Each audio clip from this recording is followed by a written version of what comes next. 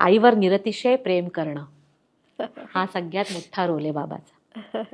खूप सपोर्ट करणं तिला. शी इज केपेबल. ती एकटी ना सगळं आरामात करू शकेल हँडल बाळाला. जरी ती वर्किंग मॉम असली, फक्त 1 तास देऊ शकते संध्याकाळचा, तरी शी इज केपेबल ऑफ एव्हरीथिंग.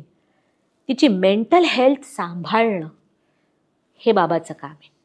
आणि ते प्रत्येक बाबाने जेव्हा तुम्हाला कळतं की आपलं बाळ म्हणजे भले बाळ स्पेक्ट्रमवर ऑटिझम स्पेक्ट्रमवर आहे किंवा नाहीये, फक्त बाळ जरी असलं तरी या गोष्टी सांभाळणं फार गरजेचं आहे की आईची मेंटल, तिची फिजिकल, मेंटल, इमोशनल, सोशल आणि स्पिरिच्युअल हेल्थ ही सगळी सांभाळणं. बऱ्याचदा मी नेहमी सांगते की वडिलांनी ते करावं. आणि एक ॲडिशनल गोष्ट त्यांना जी करायची असते ती म्हणजे जेव्हा ते घरी येतील तेव्हा संध्याकाळचा 1 तास फिजिकली ॲक्टिव्ह राहून मस्ती टाईम म्हणतो ना आपण, मस्ती टाईम विथ द किड्स, तो देणं फार महत्त्वाचं आहे.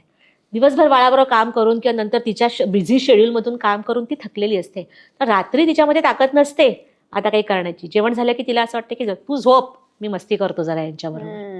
हे त्यांना सांगता आलं पाहिजे. तो सपोर्ट मिळणं गरजेचं आहे. आणि ती ज्या छोट्या छोट्या गोष्टी करते, एखादं छोटंसं सेशन घेते, काहीतरी एखादी ॲक्टिव्हिटी घेते, ती घेता घेता एखाद्या चहाचा कप आणला तिच्यासाठी, तिला सांगितलं की अगं थोडा चहा घे, किती बोलतीस, किती करतेस, तू थकली असेल, जरा बघ, जरा एवढंसं कर.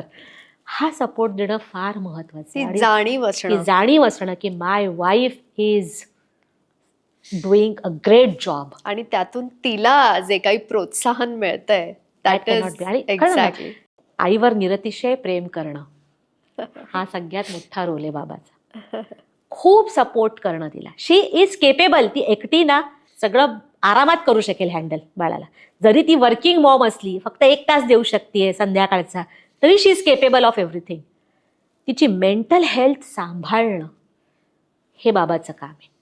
आणि ते प्रत्येक बाबाने जेव्हा तुम्हाला कळतं की आपलं बाळ म्हणजे भले बाळ स्पेक्ट्रमवर ऑटिझम स्पेक्ट्रमवर आहे किंवा नाहीये, फक्त बाळ जरी असलं तरी या गोष्टी सांभाळणं फार गरजेचं आहे की आईची मेंटल, तिची फिजिकल, मेंटल, इमोशनल, सोशल आणि स्पिरिच्युअल हेल्थ ही सगळी सांभाळणं.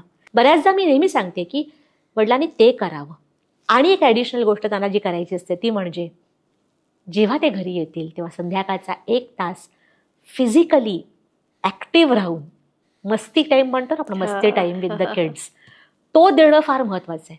दिवसभर बाळाबरोबर काम करून किंवा नंतर तिच्या बिझी शेड्यूलमधून काम करून ती थकलेली असते, तर रात्री तिच्यामध्ये ताकद नसते आता काही करण्याची. जेवण झालं की तिला असं वाटतं की तू झोप, मी मस्ती करतो जरा यांच्याबरोबर.